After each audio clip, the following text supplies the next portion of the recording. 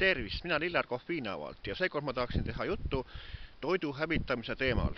Eesti Vabariik peaks võtma vastu seaduse, et kauplustel on keelatud hävitada toitu, mis hakkab vananema, eks kõlblik kuni või siis parim enne. Need toidud tuleks annetada vaesuses kannatavat inimestel, sest toimetulekuraskusi inimestel väga palju. Ja üleüldse, kes ei taha annetada toitu, on näiteks Maxima, kes Eestis on.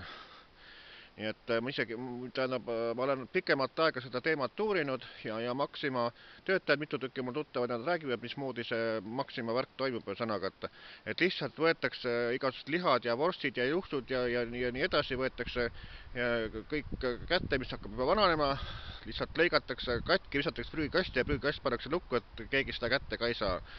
Ja samamoodi ei taha osad kauplused annetada, lihavärki, torte ja üldse selliseid paremaid asju, näiteks toimetulekuraskustes inimesed, sõnaga, et lihtsalt võtavad ja viskavad ära, sest nemad annetada ei tohi.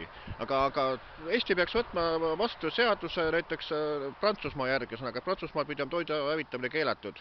Ja Eestis peaks samamoodi olema, et toidu hävitamine tuleks ära lõpetada, sõnaga, et tuleks seaduslikult ära keelata lihtsalt, et kui on vananev toit, sõnaga, et tuleks natukene ennem juba anda jälle toimetulekuraskustes inimeste tarvis juba annetada ära, et sellist prügikasti viskamist ega hävitamist ei ole, et see on juba suur toidu mõnitamine ja rahva üle irvitamine, sõnaga, et viskame toidu lihtsalt prügikasti, aga teile me ka ei anna. No ütleme niimoodi, et sellised kauplused tuleks lihtsalt, ma ütlen, et peaks neil väga halvasti minema, et kauplused sulgevad oma uksed, kes niimoodi toiduga ja rahvaga käituvad. Nii ütleme mina, Lillar Kohvinavalt.